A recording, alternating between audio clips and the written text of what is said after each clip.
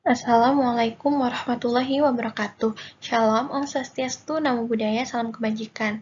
Kami dari kelompok 5 yang beranggotakan Alfanda Izul Haq Rahmat, Fauzia Salma Sampurno, dan Naomi Risab Bella Panggabean akan mempresentasikan tentang akuntansi PPN dan PPNBM dan restitusi pajak.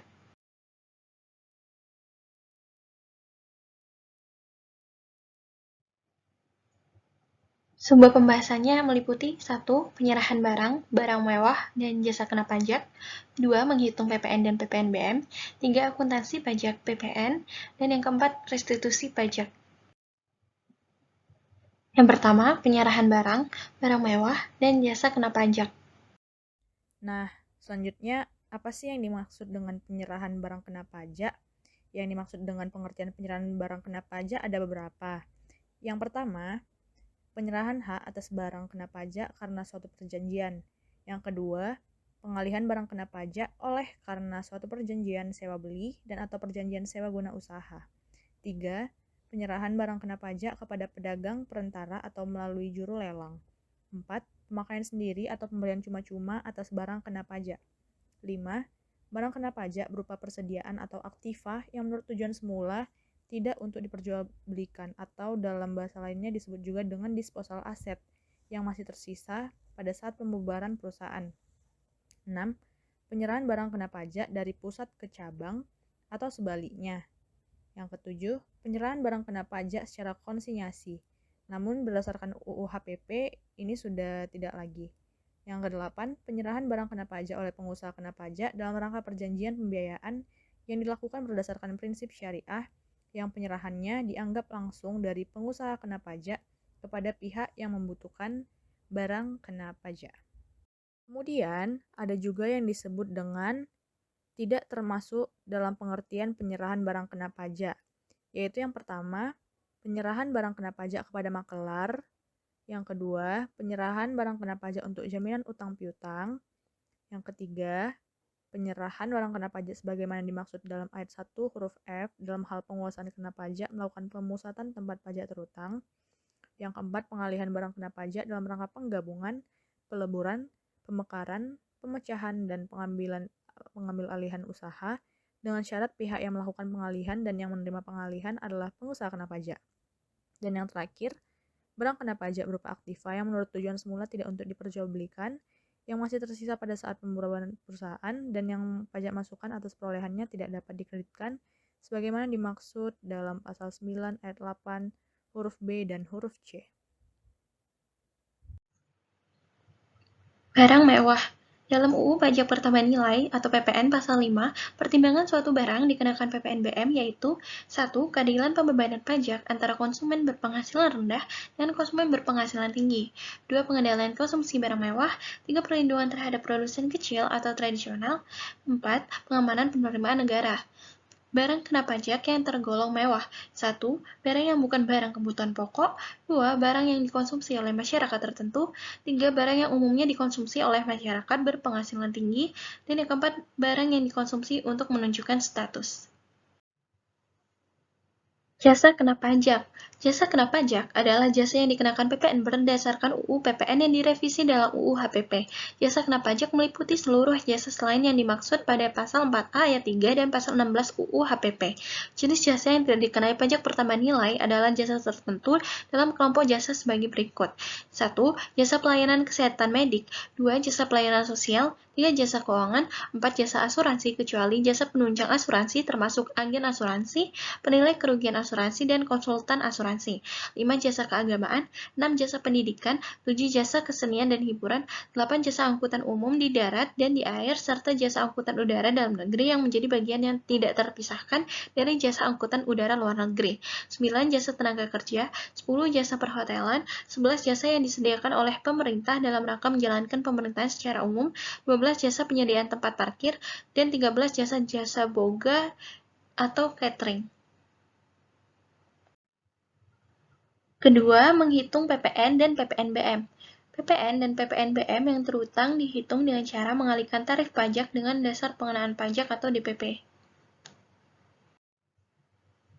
Menghitung PPN. Menurut Ketentuan Undang-Undang Nomor 42 Tahun 2009 Pasal 7, 1. Tarif PPN atau pajak pertama nilai adalah 10%. 2. Tarif PPN sebesar 0% diterapkan atas ekspor barang kena pajak berwujud, ekspor barang kena pajak tidak berwujud, dan ekspor jasa kena pajak. 3. Tarif pajak sebagaimana dimaksud pada ayat 1 dapat berubah menjadi paling rendah 5% dan paling tinggi sebesar 15%, sebagaimana diatur oleh peraturan pemerintah. Untuk PPN yang perlu dilakukan adalah mengalihkan tarif PPN dengan harga barang. Jadi, jika ada barang seharga Rp1.000.000 dengan PPN 10%, maka 10% dikali 1 juta sama dengan Rp100.000, sehingga jumlah pajak pengeluaran yang harus dibayarkan adalah Rp100.000. Menghitung PPNBM. Pengenaan tarif barang kena pajak tergolong mewah digolongkan ke dalam beberapa kategori sebagai berikut ini. Tarif 10% dikenakan atas kendaraan umum kategori tertentu, alat rumah tangga, alat pendingin, hunian mewah, televisi, dan minuman non-alkohol. Tarif 20% dikenakan atas kendaraan bermotor kategori tertentu, alat fotografi, berbagai jenis permadani, peralatan olahraga impor, dan barang. Tarif 25% dikenakan atas kendaraan bermotor berat dan berbahan bakar solar, misalnya kombi, pickup, dan minibus. Tarif 35% dikenakan atas minuman bebas alkohol, bahan berbahan kulit impor, batu kristal, bus, dan barang pecah belah. Untuk menghitungnya digunakan rumus PPNBM terutang sama dengan DPP PPNBM dikali tarif pajak. Harga jual sedan diesel 1.800 cc oleh PKP sebesar Rp220 juta. Jadinya PPN 10% dikali Rp220 juta sama dengan Rp22 juta. PPNBM 40% dikali Rp220 juta sama dengan Rp88 juta. Total harga jual termasuk PPN dan PPNBM adalah Rp330 juta. Bagian yang ketiga, yaitu akuntansi pajak PPN. Pada transaksi yang berhubungan dengan adanya PPN, terdapat beberapa jurnal yang mungkin bisa kita buat. Yang pertama terkait dengan penjualan barang. Ketika perusahaan melakukan penjualan barang, maka perusahaan akan mencatat pada bagian debit jurnal, yaitu kas jika dilakukan secara tunai, dan piutang dagang jika pembayaran dilakukan secara kredit. Kemudian, pada bagian kredit, dibuat penjualan, kemudian ada PPN 10%, dan selanjutnya ditambahkan PPNBM yang merupakan opsional jika barang tergolong mewah. Yang kedua adalah pembelian barang. Ketika perusahaan melakukan pembelian barang, maka perusahaan akan mencatat jurnal pada bagian debit, yaitu pembelian, kemudian ada PPN, dan opsional PPNBM jika barang tergolong mewah. Kemudian pada bagian kredit adalah kas jika dilakukan secara tunai atau piutang dagang jika dilakukan secara kredit. Keempat, restitusi pajak. Restitusi pajak adalah pengembalian atas pembayaran berlebih yang dilakukan oleh wajib pajak atau pembayaran pajak yang tidak seharusnya terutang. Istilah restitusi pajak tercantum dalam UU KUP khususnya pasal 17. Berdasarkan Pasal 2 Peraturan Menteri Keuangan Republik Indonesia Nomor 39/PMK.03/2018, setidaknya ada 3 jenis wajib pajak yang mendapatkan haknya untuk restitusi pajak. Antara lain, yang pertama ada wajib pajak kriteria tertentu. Wajib pajak ini memiliki beberapa kriteria khusus yang ditentukan oleh DJP melalui Pasal 3 Peraturan Menteri Keuangan Republik Indonesia Nomor 39 PMK.03/2018. Antara lain, tepat waktu dalam menyampaikan SPT, tidak mempunyai tunggakan pajak untuk semua jenis pajak, laporan keuangan diaudit oleh akuntan publik dengan pendapatan wajar tanpa pengecualian selama 3 tahun berturut-turut. Yang terakhir, tidak pernah dipidana karena melakukan tindak pidana di bidang perpajakan.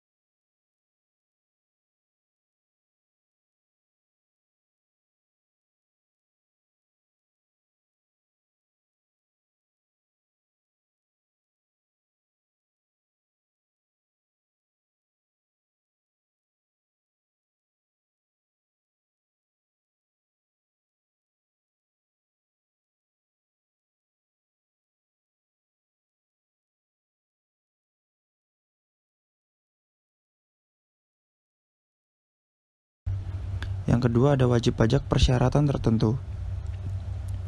Wajib pajak ini ialah yang memiliki persyaratan seperti yang tercantum pada pasal 9 PMK RI nomor 39 PMK.03 2018. Antara lain,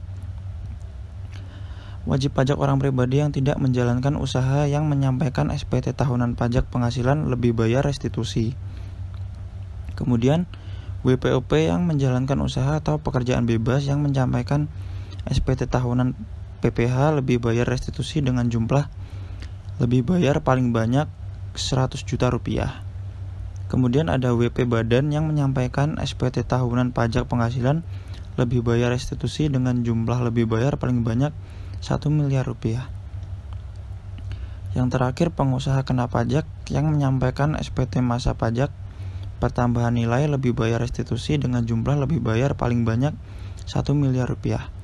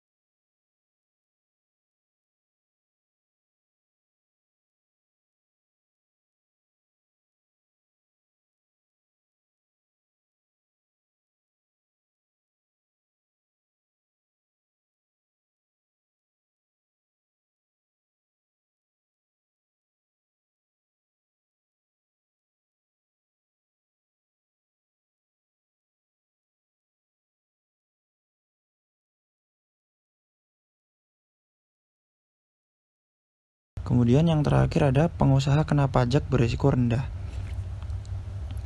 Pengusaha kena pajak berisiko rendah juga mendapatkan haknya untuk restitusi pajak dengan kriteria perusahaan yang sahamnya diperdagangkan di Bursa Efek, kemudian perusahaan yang saham mayoritasnya dimiliki secara langsung oleh pemerintah pusat dan atau pemerintah daerah. Kemudian ada pengusaha kena pajak yang telah ditetapkan sebagai mitra utama kepabeanan. Ada juga pengusaha kena pajak yang telah ditetapkan sebagai operator ekonomi bersertifikat atau Authorized Economic Operator. Yang terakhir ada pabrikan atau produsen yang memiliki tempat untuk melakukan kegiatan produksi.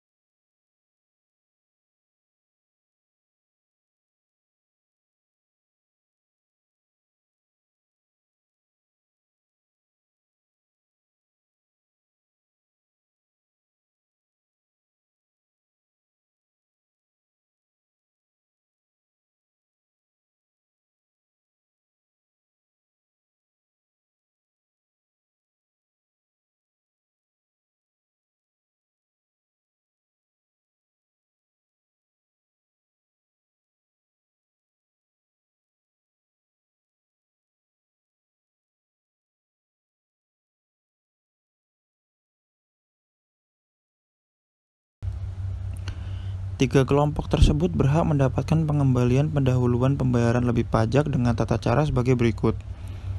Yang pertama, mengisi kolom pengembalian pendahuluan pada SPT. Yang kedua, DJP akan melakukan penelitian untuk hal tersebut. Yang ketiga, DJP akan mengeluarkan keputusan berupa terbit atau SKP-PKP. Jangka waktunya ada yang 3 bulan untuk PPh dan 1 bulan untuk PPM bagi wajib pajak kriteria tertentu. Ada yang 15 hari untuk PPHOP, 1 bulan untuk PPh badan, dan untuk PPN bagi wajib pajak persyaratan tertentu. Ada 1 bulan sejak permohonan diterima bagi pengusaha kena pajak berisiko rendah. Yang kelima, wajib pajak berhak untuk mengajukan pengembalian atas pajak yang lebih dibayarkan. Pengembalian kelebihan pembayaran pajak atau restitusi dapat dilakukan atas 2 kondisi. Yang pertama, pengembalian kelebihan pembayaran pajak yang seharusnya tidak terutang. Dalam kurung kondisi ini terjadi di mana WP membayar pajak padahal seharusnya tidak terutang pajak. Yang kedua, ada pengembalian kelebihan pembayaran pajak PPh, PPN, dan atau PPNBM dalam kondisi di mana wajib pajak membayar pajak lebih besar daripada yang semestinya.